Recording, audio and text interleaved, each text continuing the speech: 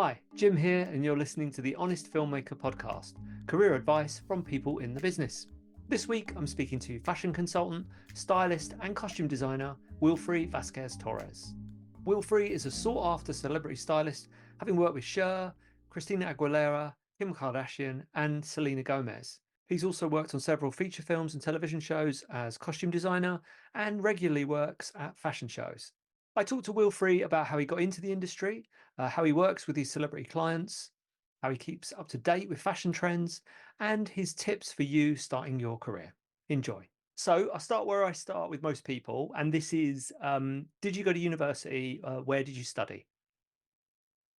I didn't go to university. I started, but I never finished. Okay. I started going to school for musical theater and Right. then stumbled into fashion, and here we are.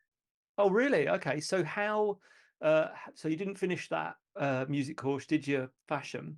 How did you then end up getting work without that qualification? So I was working retail, and I learned in retail what visual merchandising was, right? No one really knows what that is unless you're going to school for fashion.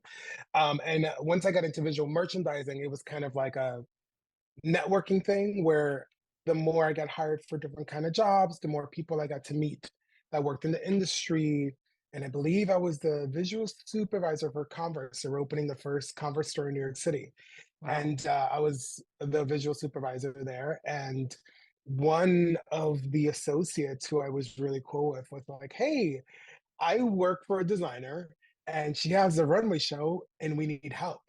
Mm. You have an eye. I like what you do at the store. Do you want to help? And then that's how it started. And I started working with Irina Shabayeva as her executive assistant, doing everything, whether it was beading on a dress or helping her create her VIP guest list and kind of like combing through the interviews, everyone that wanted to interview her on the day, making sure the models were ready for the stage. So I did that with her for probably, I still do it till this day. So it's been a good like 12 years that I've been doing it with her. And as I worked more with her, I got to work with different celebrities and also work on different projects and do, a lot of cool things up until I decided that I wanted to do it full time. Right. So, and then here we are. Here we are. Yeah. Oh, that's cool. So, and this is another, I keep finding myself talking to people who are in industries that are so far removed from me and I know nothing about. So it's fascinating. So for Awesome. example, let's look at a fashion show. Um, Hmm. I imagine in my head, I'm imagining backstage, people getting made up, people getting the hair done, going past someone like you who's going, yeah, you look good, or get back in the chair. Is that what happens? Yeah. So typically, I'll give you a little bit of a rundown of what happens on the day. Yeah. Typically, I would arrive and then I will check in with the lead key makeup person and the lead hair person. Hmm. And then I also will check in with the executive producers, make sure we're all set. Show is going to be running on time. I'll give them my list. I'll check in with the DJ, make sure they have the right music. And as I'm checking in with hair and makeup, I review that they have the proper images of what the designer wants for the show. And, as they're getting the models ready, I'll check them off. I'll look at them and I'll say, good, no, you need to darken this eye, you need to shade this more, or we need to do it all over again. Or sometimes I have to yell. I don't like to, but when you have to speak to a room of like over 350 people, Hmm. you have no other option. And they know once my voice gets loud, everybody starts quieting down. And I'm like, we have 20 minutes. I need my girls. I have an hour. I need my girls. So it's a bit chaotic Yeah.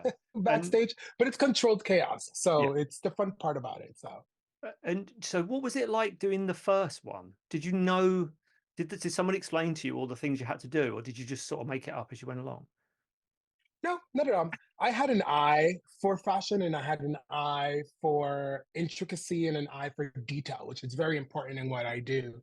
Mm. And the girl that brought me on and the designer immediately saw that the way I spoke about things, the way I handled the garments, the way I would understand what she was talking about when she was talking about certain things. I always loved clothing and looking good and making sure that my appearance mattered.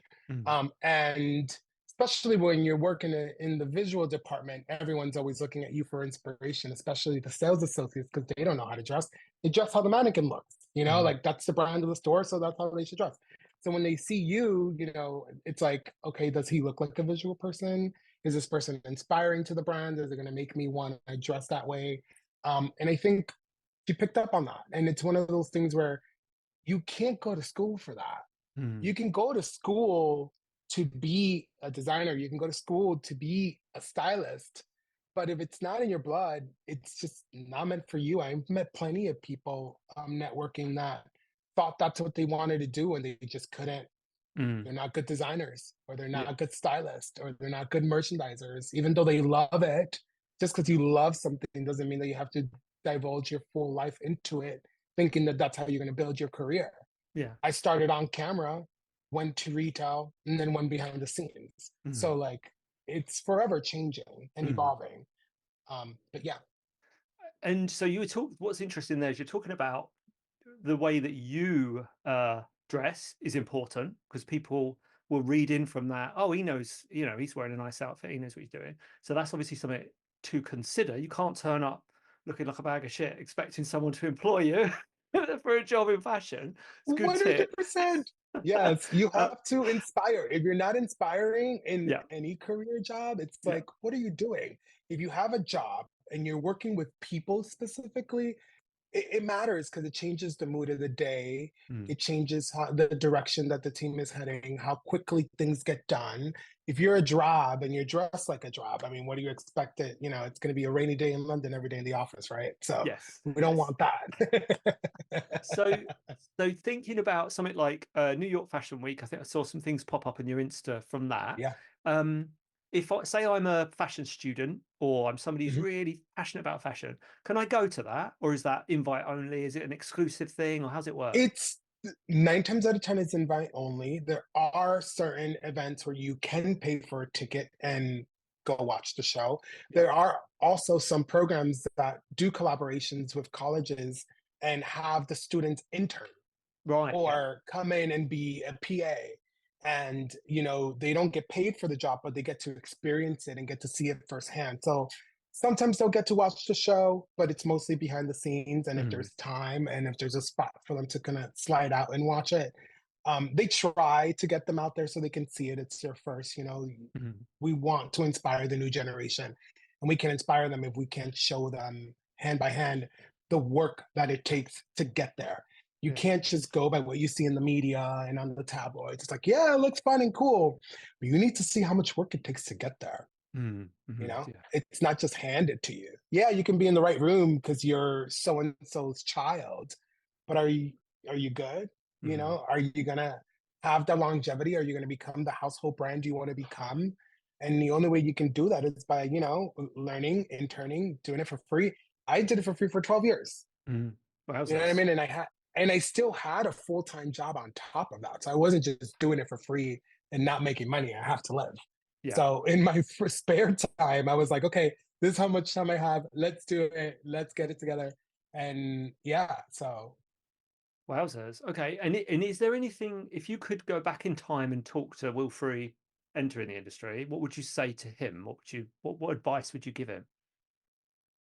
You should have started sooner on your own. Right. Okay.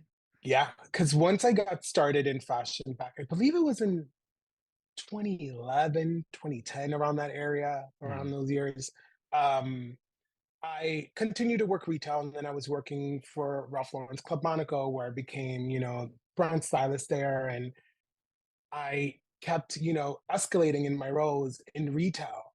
And I was working for someone else, and I was consistently being creative, but also, what's the word I'm looking for? Uh, Boxed in as to how far my creative can go. And I wasn't really doing it on my own. And it took for the company to say, hey, we're doing a halt on expanding stores, and the promotion that you were going to get is going to be put on hold. I said, got you. That's my cue to go. And I left New York City and I started working in production. And so it was it should have started sooner. Right. Should have started Definitely should have sooner. started sooner. That's good advice. And talking about the stylist side, so what was your first job as a sort of stylist, whether that be a celebrity or whoever? My first job as a stylist was actually working very closely with a designer. She's creating all these amazing pieces, and she needed help, like Mm, dressing herself for the interviews and all that stuff. So I was working with her a little bit, mm, as well as the clients that would come to see her. From stylists of Lindsay Lohan, Demi Lovato, Fergie, Harry Underwood. She would be like, okay, what should we send them? And I would work with her and kind of style in that way together with her and kind of mm, learning the ropes of how things go. She made the dress that Kim K wore when she got married to Kanye. So and I believe Kelly Ripa was it Kelly Ripa when she got married on TV. She also had to make the dress really fast. So I was styling there, but doing it mm, on my own, I think my first styling gig was a transgender teen that a mhm, mom of a friend was like, "Hey, I need help." mm. It was a transgender teen that was transitioning from male to female, and she didn't know how to dress Yeah. for how she felt. And all we know growing up is what we're taught by our communities, but also what we see growing up, right? A man dresses like a man, and a female dresses like a female. We're giving gender to clothing. Mm, So it was a fun way of introducing my solo styling career. And from doing that personally with her, um, I started to expand and kind of, as I was working in production, doing uh, designing for TV shows, commercials, and movies and music videos, I started taking on more personal styling clients. yeah. So talking about that, obviously that can be a delicate situation, styling somebody.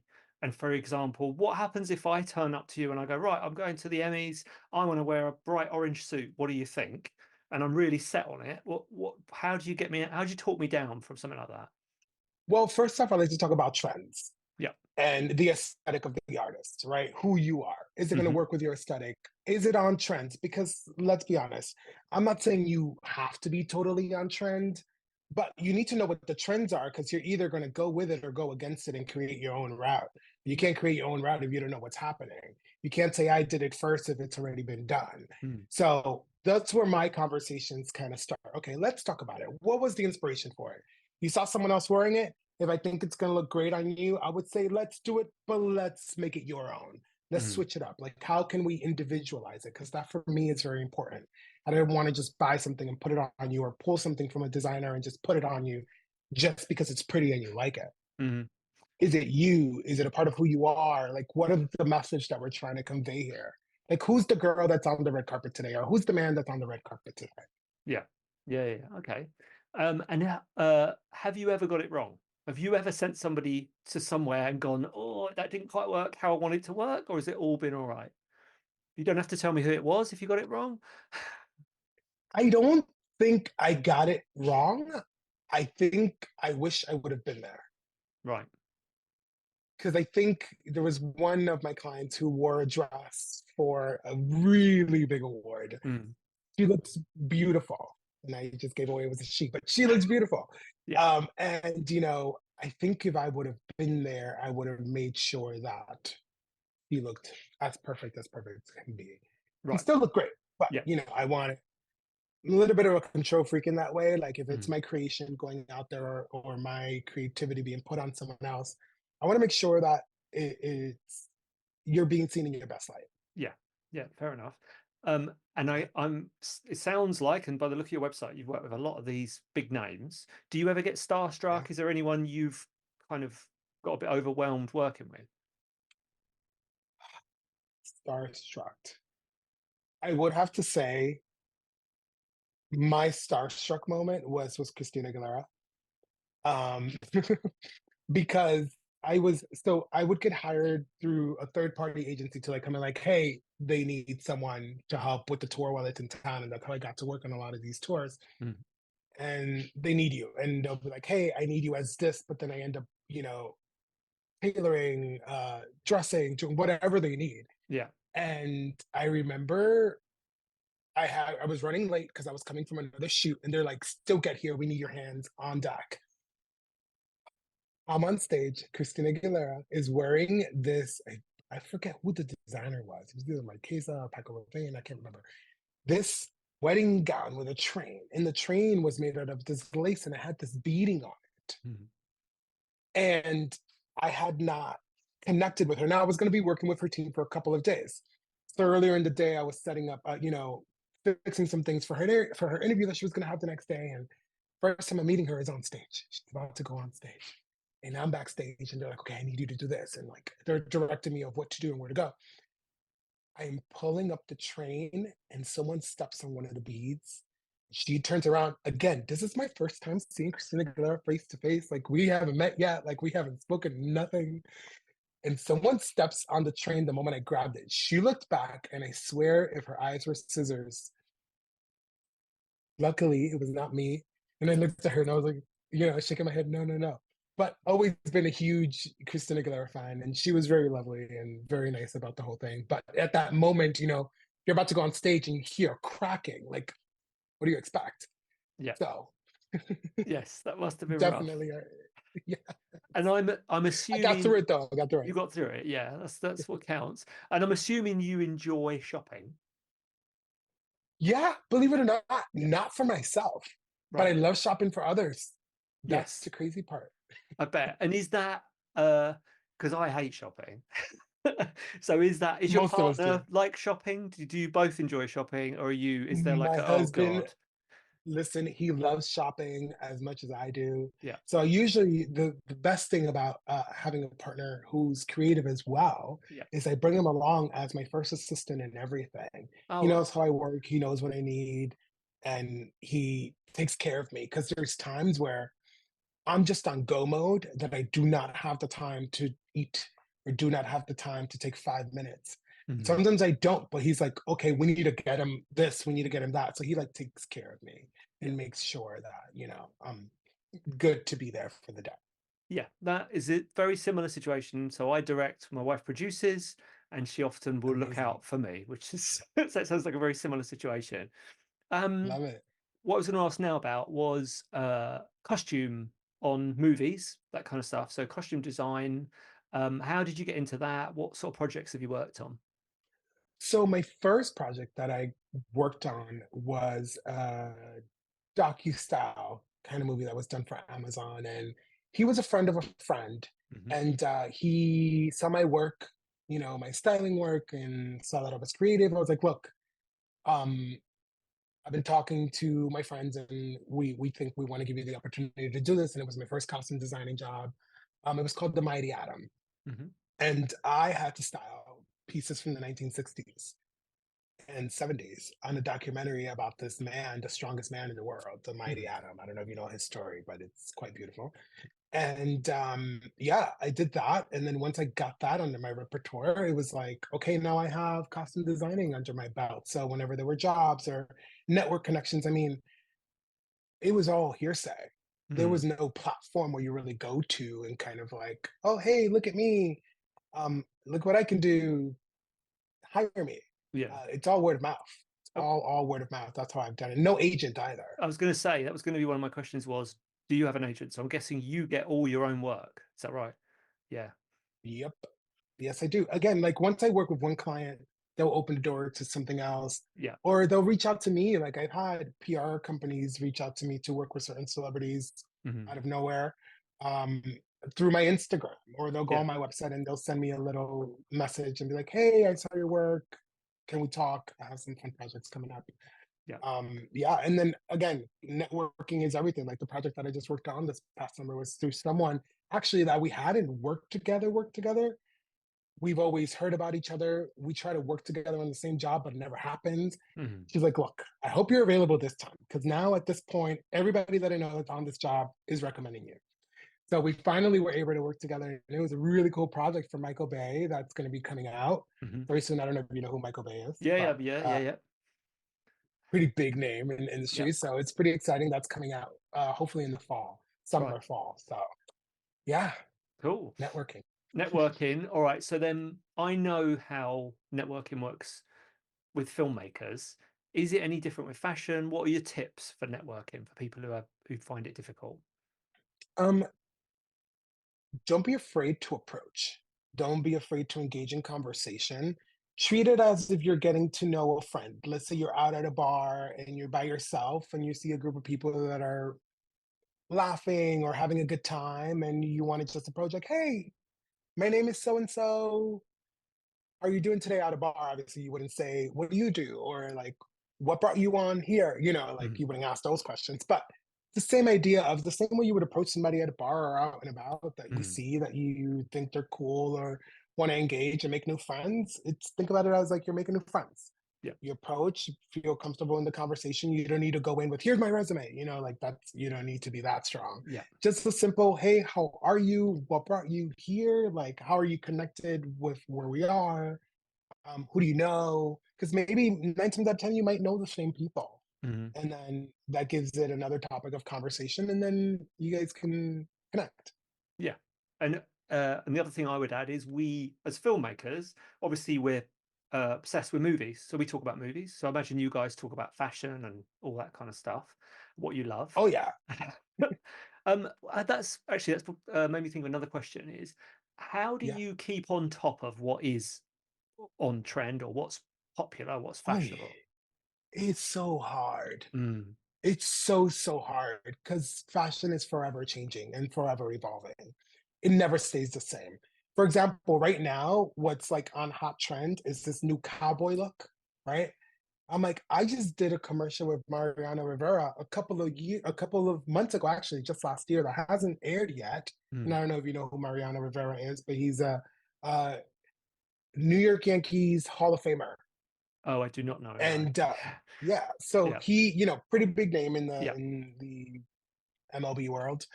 And he, I dressed him in a cowboy outfit. And all of a sudden now that's trending. Yeah. And I'm like, you just don't know. And it's like, yes, I'll stay on top of Deadline. Vogue magazine, of course, is one of my major go-tos Hmm. as I'm a Vogue Club member and I enjoy the perks of being a part of that world and that community. Also just strolling through the interweb and just kind of Mm. what's happening with the designs that are on the runways, the shows that I don't make because there's way too many shows. There's more shows than you have time to go. Mm. There's times that during Fashion Week, like this past Fashion Week, I had 15 shows, including my own show Yeah. that I was doing for the first time ever. And that was like very overwhelming Mm. because that takes away from the time of you going to go see other shows, but then it's like an honor and it's a good thing. So, but yeah, you just have to stay on top of it as much as you can, you Yeah. know? So just taking a few takeaways from some of the things you've said is, so it sounds like your website, your Instagram is super important to show people what you're up to, what you're doing, your style. Um, Yes. and then networking, super important. And then, like you Very say, important. your Vogue, your Deadline, keeping your eyes and your ears open for stuff that's sort of happening in the industry. Um, you also on your because this is the other question is going to be about you seem to be able to do a lot of different things. Is that because you Yes. love doing all those things, or is that because you thought one thing isn't enough financially, or what's the because you even do hair and makeup, don't you? So you've got all these Yes. skills. Are they because you love it all, or because you want to be able to do it all? At first, I did not know that I loved it all, Yeah. but I do love it all. At first, it was one of those things where I started doing it and I started noticing that there was a niche in the market for people that could do it all and can do it well. Hmm. There's many people that say they can do it all and they lack on one or the other. And through my experience of runway shows and working with, a lot of clients here in New York, when I moved to Washington, D.C., I was like, everybody, when they hear you're from New York, forget about it. They're like, oh, you're from New York. Great. Fashion capital. You know what you're doing. And I kind of just got into makeup and was like, you know what? Let me do it. For film and television, it's not too crazy. I'm not doing this full glam look like, Beyonce going on the red carpet. Hmm. Like that's not what I'm doing. We don't do, working in film, you Hmm. don't need all that. You just need to make sure the person's de-shined, beauty. So yeah, so I started doing it because there was a niche in the market. And I noticed that the more versatile I was uh, releasing myself as, I was getting more work. Hmm. And it was like, oh, so yes, financially, it made sense 100%. Now, I love doing the costume and the wardrobing part a lot more than I do the hair and makeup. Um, but just because I feel like you can be a little bit more creative with what you're wearing, than hair and makeup. But I love to do both. I hope you enjoyed this week's episode. If you want more advice from industry professionals who are out there at the moment working, or you just want to listen to some cool stories from film sets from around the world, then please do subscribe.